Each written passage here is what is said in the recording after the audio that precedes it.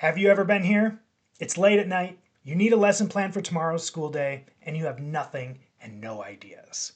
So you log into your AI model and you ask it for some lesson plan ideas, and all it spits out are things that are unteachable, robotic, and would not work for your individual students. Well, today, I'm going to show you how taking an extra 30 seconds at the beginning of your process may be all it needs to turn those generic ideas into excellent ideas, and ultimately, how 2 or 3 short prompts might be better than one long prompt anyway. Today, we're going to learn about chain prompting. Let's go!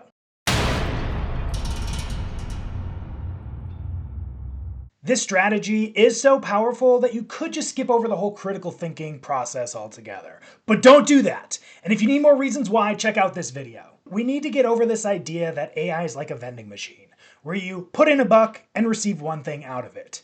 Instead, it's an ongoing back and forth process where you're building something up. And this strategy takes advantage of that process in the best possible way.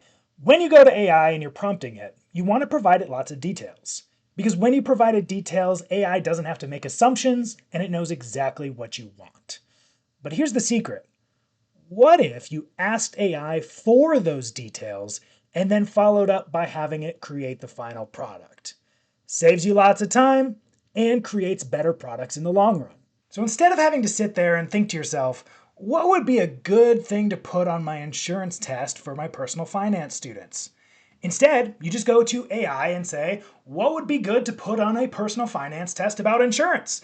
And see what it comes up with. If what it gives you looks good, you can then follow it up with, using that information, build the test. You may have to provide some additional details, things that AI couldn't create without you telling it, things like how long is the test and what grade level the students are. But there's even one workaround to help you with this.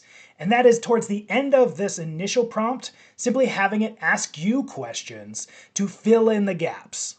If this is all starting to feel complicated, then consider joining our school community. The first 1,000 educators get lifetime membership for free, and we have a plug-and-play prompt for this exact process already on the community and accessible to all educators. Here's how you find it.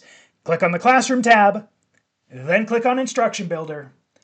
Then on the left-hand side, click on Chain Prompting, and there you will find a prompt ready to go for whatever you're building in the classroom.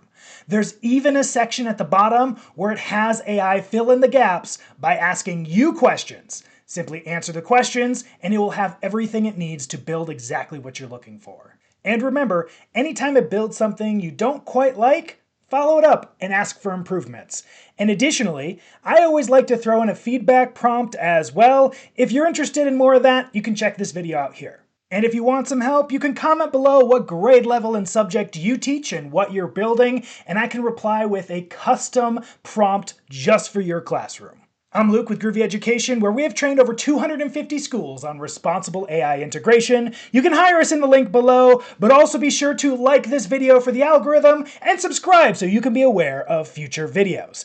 Also, do me a favor and send this to a teacher who you know would really appreciate this effective tool in their classroom. But until next time, see ya!